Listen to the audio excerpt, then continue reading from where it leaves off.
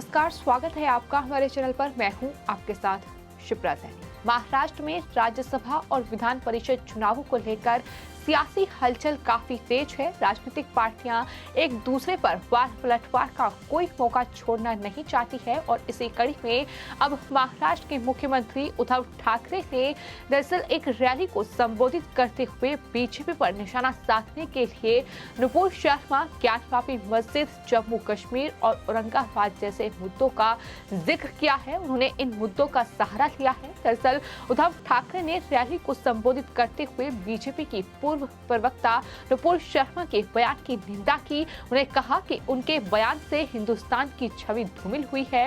उद्धव ठाकरे ने कहा कि बीजेपी प्रवक्ता द्वारा उपयोग किए गए शब्दों ने अंतर्राष्ट्रीय स्तर पर भारत की छवि खराब की। इससे बीजेपी की नहीं बल्कि पूरे देश की छवि खराब हुई है। इतना ही नहीं, उद्धव ठाकरे ने आरएसएस प्रमुख मोहन भागवत पर भी निशाना साधते हुए उनसे सवाल किया और कहा कि मैं संघ प्रमुख मोहन भागवत से ये पूछना चाहता हूं कि क्या उन्हें बीजेपी से इस तरह के व्यवहार की उम्मीद थी जैसा आज देखने को मिल रहा है। तो इस तरीके से उद्धव ठाकरे ने इस पूरी रैली को संबोधित करते हुए बीजेपी को टारगेट कहीं न कहीं एक तरीके से बनाया और तमाम ऐसे मुद्दों का जिक्र किया जो कहीं न कहीं जिसको लेकर देश में सियासी बवाल छिड़ा हुआ है। उद्धव ठाकरे ने रैली को संबोधित करते हुए कहा कि एक तरफ महंगाई बढ़ रही है, डॉलर के मुकाबले रुपया कमजोर होता जा रहा है, वहीं दूसरी तरफ मस्जिद में शिवलिंग ढूंढने की चिंता भी है। तो यही बीजेपी पर साफ तौर पर निशाना साधा है। उन्होंने कहा है कि केंद्रीय जांच एजेंसियों का इस्तेमाल जो है वो महाविकास आघाड़ी सरकार पर किया जा रहा है। इन तमाम बातों का जिक्र उद्धव ठाकरे की ओर से किया गया। सवाल ये है कि जिस तरीके से देश में नुपुर शर्मा के बयान के बाद बवाल मचा हुआ है, जिस तरीके से तमाम जो खाड़ी देश हैं वहां से प्रतिक्रिया सामने आ रही है, उसके बाद शिवसेना की तकलीफ बढ़ रही है। शिवसेना को इन तमाम चीजों से परेशानी हो रही है, लेकिन सोशल मीडिया यूजर्स साफ तौर पर महाराष्ट्र के मुख्यमंत्री उद्धव ठाकरे से ये सवाल भी कर रहे हैं कि दरअसल बॉलीवुड जो कि जाहिर तौर पर जिसकी जगह महाराष्ट्र में है, वहां से तमाम ऐसी फिल्में, तमाम ऐसी वेब सीरीज सामने आती है जिसमें हिंदू देवी देवताओं का अपमान किया जाता है। ऐसी वेब सीरीज और फिल्मों की लंबी चौड़ी फहरिस्त है जिसमें हिंदू देवी देवताओं और भगवान का जिस तरीके से अपमान किया गया है, जिस तरीके से हिंदुओं की भावनाओं को ठेस पहुंचाने का काम किया गया है, क्या उद्धव ठाकरे या फिर संजय राउत जो आज नुपुर शर्मा के बयान पर ये कह रहे हैं कि देश की छवि धूमिल की है, देश की छवि खराब की गई है और हमें जो है झुकना पड़ रहा है, इस तरीके के जो बयान दे रहे हैं, तो क्या उन तमाम चीजों पर भी वो बयान देंगे? क्या उन्हें भी वो गलत ठहराएंगे कि इस तरीके से ये फिल्में या वेब सीरीज नहीं बननी चाहिए? जाहिर तौर पर नहीं, क्योंकि महाराष्ट्र में जिस तरीके से उद्धव ठाकरे फिलहाल शिवसेना तुष्टीकरण की राजनीति कर रही है, जिस तरीके से कहीं न कहीं शिवसेना ने एनसीपी और कांग्रेस के साथ गठबंधन करके अपनी छवि, एक तरीके से पार्टी की छवि को बदल दिया है। हालांकि खुद को शिवसेना के जो नेता हैं उद्धव ठाकरे वो हिंदू सम्राट कहते हैं, लेकिन जो बयानबाजी है वो साफ तौर पर ये बता रही है कि किस तरीके से सिर्फ और सिर्फ तुष्टीकरण की राजनीति करने को लेकर ही इस तरीके की बयानबाजी कहीं न कहीं फिलहाल महाराष्ट्र में शिवसेना और शिवसेना के नेता उद्धव ठाकरे हो या फिर संजय राउत हो, उनकी तरफ से देखने को मिल रही है। और न सिर्फ आपको ये भी बता दें कि साथ में जो कश्मीर में कहीं न कहीं टारगेट किलिंग की कई घटनाएं पिछले कुछ दिनों में सामने आई हैं।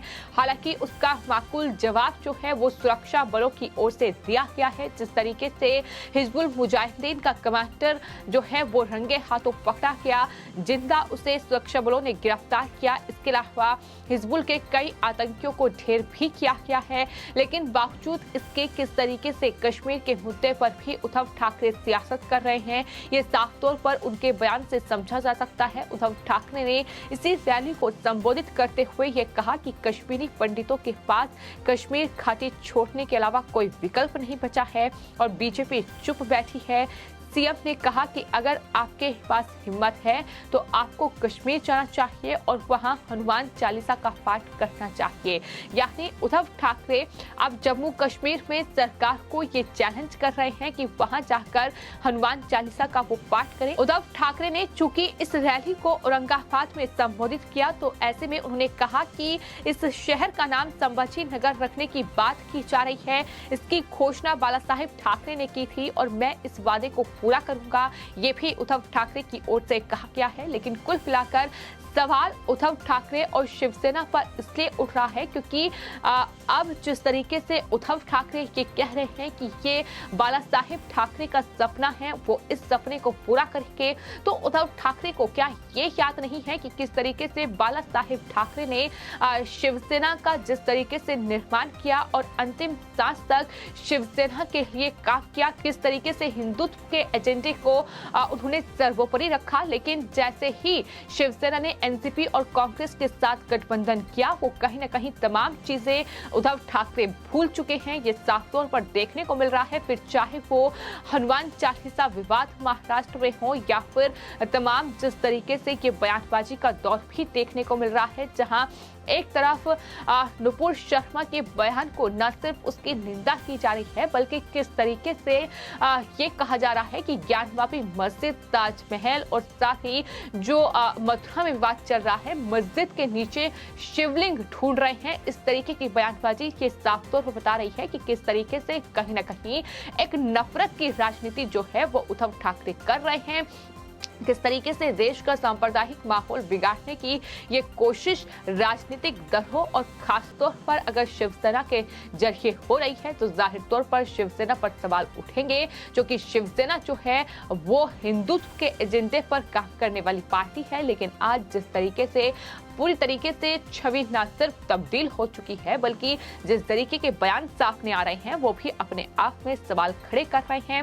इसी कड़ी में आपको ये बता दें कि न सिर्फ उद्धव ठाकरे बल्कि संजय राउत की ओर से भी लगातार बयानबाजी की जा रही है और जिस तरीके से नुपुर शर्मा के बयान को लेकर अल-कायदा ने भारत को धमकी दी है और हिंदुओं को टारगेट किया है, उसको लेकर संजय राउत का जो बयान सामने आया है उसमें उन्होंने कहा है कि देश में सब ठीक था लेकिन बीजेपी के प्रवक्ता दो धर्मों में झगड़े लगाना चाहती है। अगर इस देश में कुछ होता है तो उसकी जिम्मेदार बीजेपी है। हम लोग अपना काम करेंगे लेकिन जिनकी वजह से ये सब हो रहा है वह कब संज्ञान लेंगे, ये संजय राउत की ओर से कहा गया है। लेकिन वहीं शिवसेना और उनके नेताओं की इस पूरी बयानबाजी को लेकर महाराष्ट्र के पूर्व मुख्यमंत्री और बीजेपी के नेता देवेंद्र फडणवीस की ओर से एक ट्वीट किया गया है जिसमें उन्होंने उद्धव ठाकरे का नाम लिए बगैर उन पर कटाक्ष किया है और ये कहा है कि दरअसल जो उन्होंने तमाम आरोप लगाए हैं वो बिना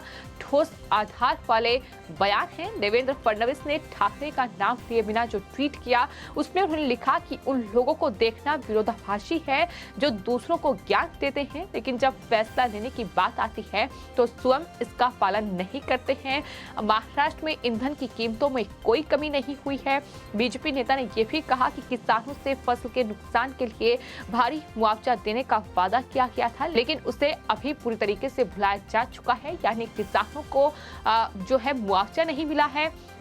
महंगाई जो है महाराष्ट्र में वो चरम पर है, ईंधन की कीमतें आसमान छू रही हैं। इस तरीके से कहीं ना कहीं उन्होंने सरकार को घेरा है, महाविकास आघाड़ी सरकार पर निशाना साधा है क्योंकि महंगाई को लेकर जिस तरीके से उद्धव ठाकरे ने टारगेट बीजेपी को किया उसका जवाब एक तरीके से दिया गया है। तो कुल मिलाकर फिलहाल कहीं ना कहीं इस तरीके की तस्वीर जो है वो महाराष्ट्र में देखने को मिल रही है। इसकी एक बड़ी वजह ये भी मानी जा रही है क्योंकि महाराष्ट्र में विधान परिषद और साथ ही राज्यसभा के चुनाव हैं। ऐसे में बीजेपी लगातार उद्धव ठाकरे सरकार को घेरने के लिए अपनी रणनीति तैयार कर रही है और हाल ही में मनसे प्रमुख राज ठाकरे ने भी बीजेपी को समर्थन देने की बात कही है, जिसके बाद महाराष्ट्र में शिवसेना को कहीं न कहीं अपनी राह जो है वो कहीं न कहीं मुश्किल नजर आ रही है और शायद यही वजह है कि औरंगाबाद में रैली को संबोधित करते हुए मुख्यमंत्री उद्धव ठाकरे ने इस तरीके से से बीजेपी को टारगेट किया है। हालांकि औरंगाबाद का जिक्र बार बार हो रहा है कि औरंगाबाद का नाम बदलने की तैयारी शिवसेना कर रही है। हालांकि नाम कब बदला जाएगा ये आने वाले वक्त में देखना होगा। फिलहाल औरंगाबाद में एक रैली को संबोधित करते हुए ही उद्धव ठाकरे ने ये कहा है कि शहर का नाम बदला जाएगा। साथ ही ये भी कहा है कि वो अपने दिवंगत पिता बाला साहेब ठाकरे के उस वादे को भूले नहीं है कि औरंगा नाम का नाम बदलकर संभाजी नगर रखा जाएगा। उन्होंने ये भी कहा कि मेरे पिता बाला साहेब ठाकरे ने ये संभाजी नगर करने का वादा किया था और इससे 1.5 साल पहले राज्य विधानमंडल द्वारा एक प्रस्ताव पारित किया गया था और नाम बदलने के लिए केंद्र को भेजा गया था। अभी तक कोई फैसला नहीं लिया गया है, ये भी उनकी तरफ से कहा गया है। लेकिन कुल मिलाकर ये तस्वीर बिल्कुल साफ है कि खुद को हिंदू सम्राट, हिंदू नेता कहने वाले उद्धव ठाकरे किस तरीके से तुष्टीकरण की राजनीति करने पर मजबूर हो रहे हैं, ये साफ तौर पर उनके बयानों से समझा जा रहा है। क्योंकि महाराष्ट्र में कहीं न कहीं बीजेपी और मन से मिलकर उद्धव ठाकरे की मुश्किलें बढ़ा चुकी है। फिलहाल आपकी इस पूरे मामले पर क्या राय है, हमें कमेंट बॉक्स में जरूर लिखें और चैनल को सब्सक्राइब करें। धन्यवाद।